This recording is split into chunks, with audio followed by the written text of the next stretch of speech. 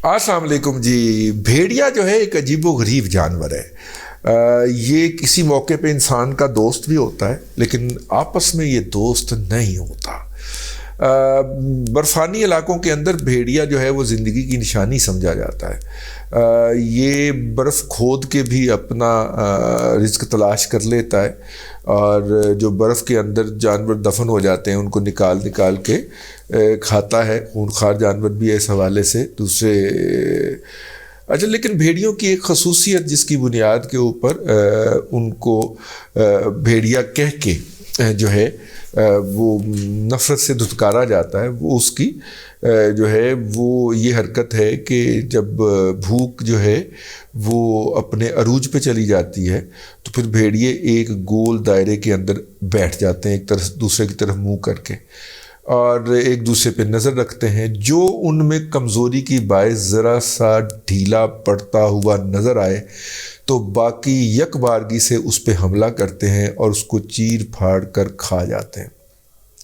ये मिसाल मैंने इसलिए दी कि कमज़ोरी का एहसास नहीं दिलाना चाहिए। सियासत जो है वो इसी तरह का एक जंगल है जहाँ पे आप अपनी कमज़ोरी का एहसास दिलाएंगे तो आपके अपने दोस्त जो हैं, वो आपके अपने कुलीग जो हैं, वो चीर फाड़ के आपको खा जाएंगे। इसीलिए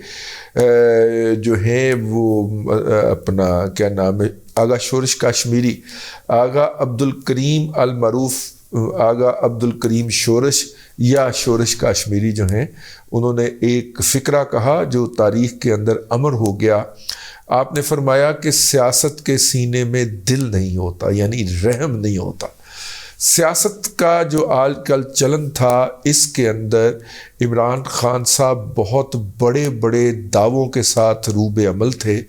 सुबह वो कुछ कहते, शाम को वो कुछ कहते। पाकिस्तान की अदालतें उनके लिए झूले का सिंहासन बनी हुई थी। उनकी मर्ज़ी के मुताबिक उनको झूला झुलाया जाता है। वो जो सतरंगी क्या होती है जी, वो जो आसमान के ऊपर जो है, जिसको पंजाबी में पींग भी कहते हैं, वो जो जब उसके ऊपर झूला झुलाया जा रहा था, अदलिया उनके तमाम रास्ते के तमाम कांटे अपने आँखों से चुन रही थी, आँखों की पलकों से चुन रही थी, और इमरान खान साहब जिसको चाहते जो मर्ज़ी कहते, हत्ता कि अदलिया को भी और पाकिस्तान की इस्टेब्लिशमेंट के जिस किरदार के बारे में जो बदजुबानी चाहते करते। सियासी मुखालफिन की तो कोई वक़्त ही नहीं है, लेकिन इस उनकी तमाम हरकत व सकन, और वो जो है वैसे उन्होंने जो टीम पाल रखी है वाहवा करने के लिए, वो तो करती ही रहेगी, लेकिन उनकी इस हरकत का पहला शाफी जवाब आया है। और शाफी जवाब जो है वो ये है कि पीपल्स पार्टी के राजा परवेज़ अशरफ साहब ने, जो कि स्पीकर हैं कौमी असम्बली के, उन्होंने 35 मज़ीद इस्तीफ़े कबूल कर लिए हैं।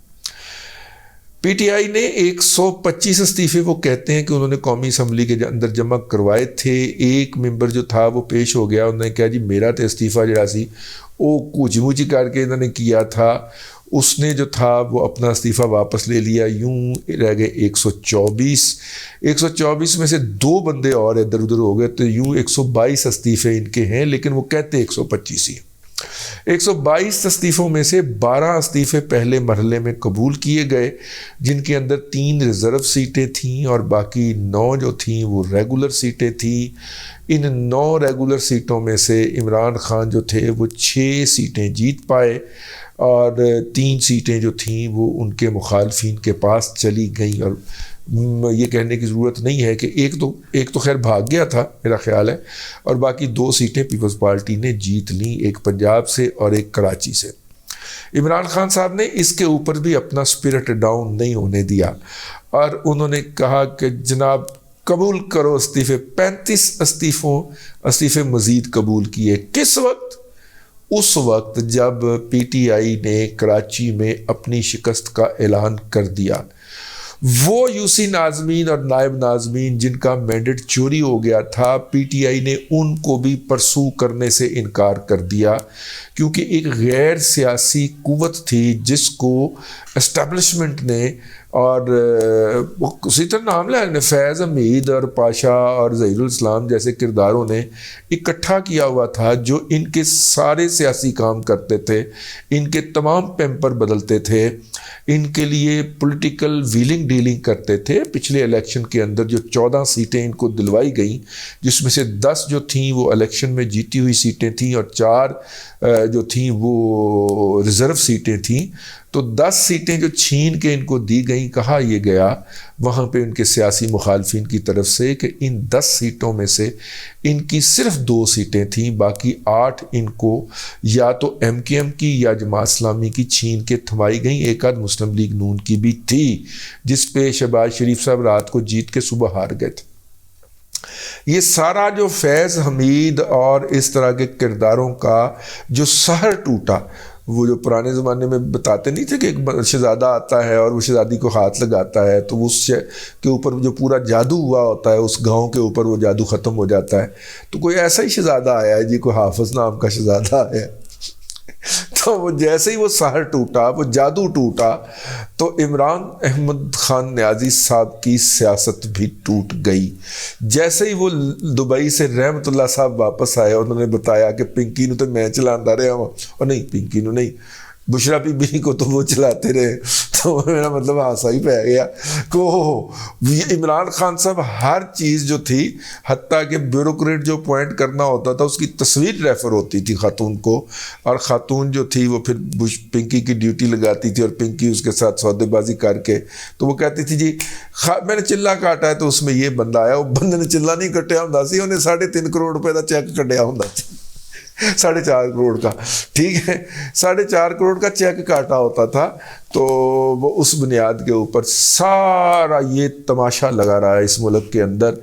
اور اس وقت یہ حالت ہے کہ ملک ڈیفالٹ کی زد پہ ہے اور ڈیفالٹ کے دہانے پہ ہے، اور ہم 1 ارب ڈالر کے لیے دوست ممالک کی منتیں کر رہے ہیں۔ اس عمران احمد خان نیازی نے کیا کیا بھلا؟ انہیں کیا استعفے منظور کرو، پی ڈی ایم نے کہا کہ جی ہم 35 استعفے مزید منظور کرتے ہیں، یعنی جو 110 یا 111 باقی رہ گئے تھے، ان میں سے 35 استعفے مزید منظور کیے گئے۔ اب پی ٹی آئی کا یہ کہنا ہے کہ جی باقی 70 رہ گئے، باقی تو 70 نہیں ہونے چاہیے تھے،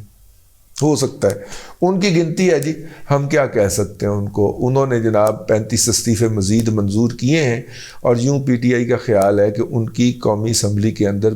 جو نمائندگی ہے وہ رہ گئی ہے 70 کی۔ پچھلے دنوں پی ڈی ایم کے ایک اہم رکن پیپلز پارٹی کے ایک بندے سے بات ہو رہی تھی، تو انہوں نے کہا کہ میں نے تو اپنی قیادت کو سجیسٹ کیا ہے کہ ان کے استعفے منظور کریں اور ان کے مقابلے میں الیکشن نہ لڑیں، اور انہیں خود ہی الیکشن لڑ کے دوبارہ منتخب ہونے دیں، اور جیسے یہ منتخب ہو کے آئیں، اور پہلی تو صورت یہ ہے کہ یہ حلف ہی نہیں اٹھائیں گے، اور اگر یہ حلف اٹھائیں تو پھر ان کو کسی طریقے سے ڈسکوالیفائی کر کے ان کو پھر الیکشن لڑوائیں۔ تو خیر یہ پی ڈی ایم کی مشترکہ ہے، یہی وجہ ہے کہ جیسے ہی ان استعفوں کی منظوری کا اعلان ہوا ہے، ساتھ میں ہی مولانا فضل الرحمان صاحب مجزی اللہ علیہ تعالیٰ العمرہ، انہوں نے اعلان کیا جی پی ڈی ایم ان سیٹوں کے اوپر الیکشن نہیں لڑے گی، یعنی کہ عمران خان صاحب اب میرا مطلب ہے وہ می ٹو می کیٹیگری کے اندر چلے گئے ہیں، اور جن احباب کو یہ می ٹو می کیٹیگری والا سمجھ آتا ہے، یار میرا مطلب ہے کہ اب رمل کے بعد تو می ٹو می کیٹیگری ہی بچ جاتی ہے، تو می ٹو می کیٹیگری میں ہے اب بقول ہمارے دوست سجاد انور منصوری کے، اب عمران خان خود سے مقابلہ کریں گے، خود الیکشن لڑیں گے، کیونکہ پچھلے ضمنی الیکشن کے اندر تو وہ تمام سیٹوں پہ خود لڑے تھے، اب زیادہ مطلب کہ ہونا چاہیے کہ وہ 35 سیٹوں پہ خود الیکشن لڑنے کا اعلان کر دیں اور 35 سیٹوں کے اوپر الیکشن لڑیں۔ ٹھیک ہے.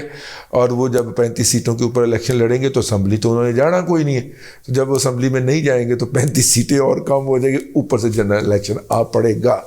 کیونکہ 13 اپریل سے پہلے ہو سکتا ہے کہ ان کے مزید کچھ استعفے قبول کر لیے جائیں اور وہ بھی ضمنی الیکشن کے اندر چلے جائیں, اور یوں جو ہے وہ پی ٹی آئی اگر ان الیکشن سے بھاگے گی تو وہ بھی ایک ہوگا, اگر وہ لڑے گی تو یوں پی ٹی آئی جو ہے وہ پوری طرح میدان میں رہے گی. 9 اپریل کے بعد وہ کار نہیں بیٹھی. تو کراچی کے جو بلدیاتی انتخابات ہوئے, کراچی کے بلدیاتی انتخابات کے بعد پی ڈی ایم نے یہ پھر دھوبی پٹڑا مارا ہے. لمحہ موجود میں اس وقت کراچی کی نمائندگی موجود نہیں ہے قومی اسمبلی کے اندر, کیونکہ وہاں کے جتنے پی ٹی آئی کے ارکان تھے ان کے استعفے قبول کیے جا چکے ہیں. تو اس کا مطلب یہ ہے کہ پی ڈی ایم نے یہ فیصلہ کیا ہے کہ کراچی میں چونکہ ٹیسٹ ہو گیا ہے کہ پی ٹی آئی کی کوئی اتنی کو بڑی نہیں ہے اور کراچی والوں نے ٹوٹی ہوئی ٹانگ کو ووٹ نہیں دیا, تو اب زیادہ بہتر ہے کہ ان کو یہاں پہ کھجل کروایا جائے. پی ٹی آئی کے لوگ الیکشن لڑتے ہیں تو انہیں جا کے ووٹر کے پاس ساتھ رابطہ تو کرنا پڑے گا نا. اور اگر ان ضمنی الیکشن کے اندر ایم کیو ایم کود پڑتی ہے, ٹھیک ہے نا, اور جماعت اسلامی کود پڑتی ہے, جو کہ کودے گی, ایم کیو ایم بھی کودے گی, ٹھیک ہے, اگر یہ کود پڑتے ہیں تو اس کے نتیجے کے اندر ایک گھمسان کا رن پڑ جائے گا, اور یوں کراچی کے اندر جس کا مینڈیٹ تھا وہ اپنا مینڈیٹ اٹھا سکتا ہے. اگرچہ یہ جو ممبرشپ ہوگی اگلے 7 یا 8 ماہ کے لیے ہوگی, ویسے کی پتہ ہے اگر انہوں نے آئینی جو پروویژن ہے اس کا سہارا لے لیا تو 6 مہینے کے لیے آگے بھی چلا جائے کام. تو بہرحال پیپلز پارٹی جنرل الیکشن چاہتی تھی قومی اسمبلی کے پی کے اور سندھ کے اندر سے اس کو اہم سیٹوں کے اوپر جنرل الیکشن عطا کر دیے گئے ہیں. اب دیکھتے ہیں کہ وہ یہاں سے کیسے ادھر ادھر ہوتی ہے. لیکن جیسے ہی ان استعفوں کی منظوری کا اعلان ہوا تو فوری طور پر فواد چودھری نے کہا کہ نہیں پبلک اکاؤنٹ کمیٹی تو ہمارا حق ہے نا.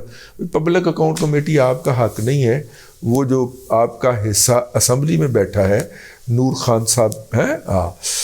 ان کی سربراہی میں, وہ ان کا ہے. اب دیکھیے اب چیزیں آہستہ آہستہ آگے کی طرف سرکنا شروع ہو گئے ہیں.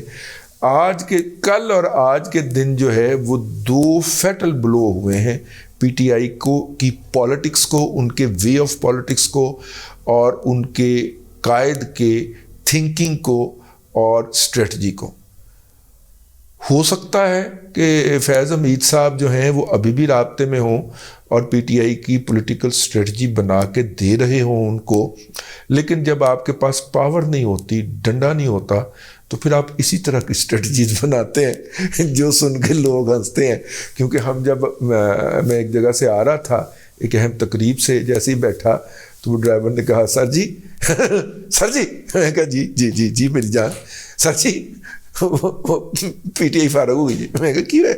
وہ 35 بندے نے استعفے قبول ہو گئے. ہاں میں کہا یار ہے کوئی ہنسنے والی گل ہے؟ اس ملک کے اندر اس وقت سیاسی غیر یقینی کی صورتحال ہے. لوگ آٹے کے لیے لائنیں لگا کے کھڑے ہوئے ہیں, لا اینڈ آرڈر کی سچویشن خراب ہے, اور آپ اس بات پہ ہنس رہے ہو. وہ کہتا ہے سر 2 منٹ ملے نے انٹرٹینمنٹ دے, ہانسی لین دے, ویسے ہانسا میرا بھی نہیں رکن دیا یار. چلیں اب تک کے لیے اتنا ہی, اگلے ولاگ کے اندر پھر ملاقات ہوتی ہے. اللہ تبارک و تعالیٰ آپ کو آسانیاں عطا کرے اور آسانیاں خلق خدا میں تقسیم کرنے کی توفیق عطا کرے.